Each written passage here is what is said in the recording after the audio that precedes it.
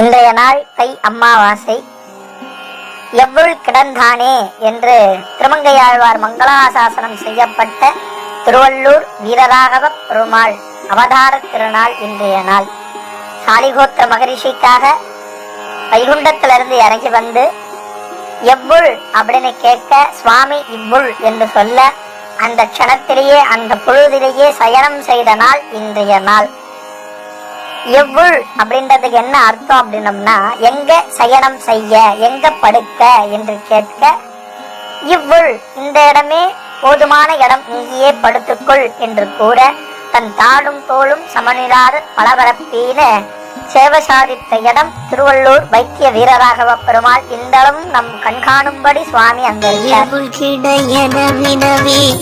இவ்வுள் கிடந்த ஸ்ரீ வீரராகவ பெருமானே.